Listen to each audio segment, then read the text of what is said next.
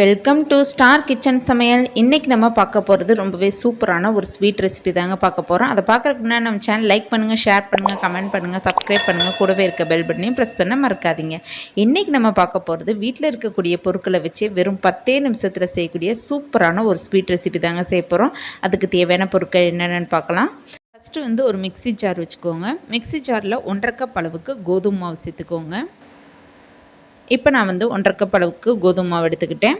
இதுக்கு 1 கப் அளவுக்கு வெல்லம் சேர்த்துருக்கேன். நீங்கள் நாட்டு சக்கரை வேணாவும் எடுத்துக்கலாம். இப்போ இதில் வாசனைக்காக 2 ஏலக்காய் சேர்த்துக்கலாம். 1 கப் அளவுக்கு பால், பசும்பால் எடுத்திருக்கேன். இப்போ இதில் 1 கப் அளவுக்கு பால் சேர்த்துக்கலாம். சேர்த்துட்டு நல்லா கிரைண்ட் பண்ணிடுங்க. ஃபஸ்ட்டே நம்ம கோதுமை மாவு தான் ஆட் பண்ணியிருக்கோம். இருந்தாலும் அந்த வெல்லத்தோடு நல்லா கரையிற அளவுக்கு நல்லா கிரைண்ட் பண்ணிக்கோங்க. பால் கொஞ்சம் எக்ஸ்ட்ரா தேவைப்பட்டுச்சுனாவும் ஊற்றிக்கோங்க. இந்த அளவுக்கு லிக்விட் கன்சிஸ்டன்சியில் இருக்கணும் நம்மளுக்கு. இப்போ ஒரு பேக்கிங் பேன் நான் எடுத்திருக்கேன். நீங்கள் நார்மலான பவுல் வேணாவும் எடுத்துக்கலாம். இதில் நான் பட்டர் பேப்பரில் சிறிதளவு நெய் சேர்த்து தடவி அது மேலே சிறிதளவு முந்திரி பருப்பு சேர்த்துக்கிறேன். முந்திரி பருப்பு ஆப்ஷன் தான். நீங்கள் தேவைன்னா சேர்த்துக்கலாம். இல்லைன்னா நீங்கள் நார்மலாகவே நம்ம இப்போ செய்யக்கூடிய ஒரு சிம்பிளான கேக் நம்ம செய்ய போகிறோம். அதுக்கு நீங்கள் முந்திரி பருப்பு இல்லாமையும் நீங்கள் செய்யலாம். இப்போ நம்ம செஞ்சு வச்சுருக்கக்கூடிய அந்த மாவை நம்ம இதில் ஊற்றிக்கிறோம்.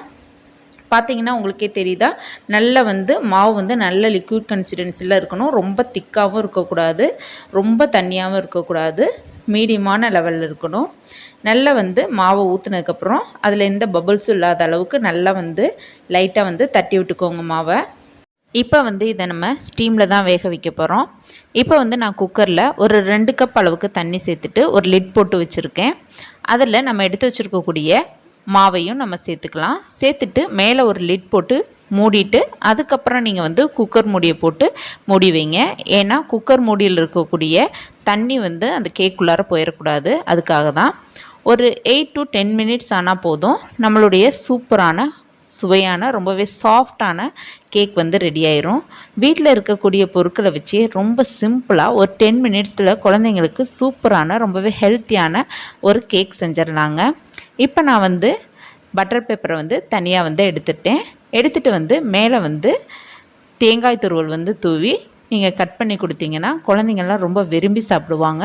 வீட்டில் இருக்கக்கூடிய பொருட்களை வச்சு ஒரு 10 மினிட்ஸில் பேக்கிங் பவுடர் வேறு எந்த பொருட்களும் இல்லாமல் வீட்டில் இருக்கக்கூடிய பொருட்களை வச்சு ரொம்ப சிம்பிளாக செய்யக்கூடிய ரொம்பவே ஹெல்த்தியான கேக் ரெடி ஆயிடுச்சு. இந்த ரெசிபியை நீங்களும் செஞ்சு பாருங்கள். செஞ்சு பார்த்துட்டு உங்கள் ஃபீட்பேக் கமெண்ட்டை சொல்லுங்கள். தேங்க்யூ.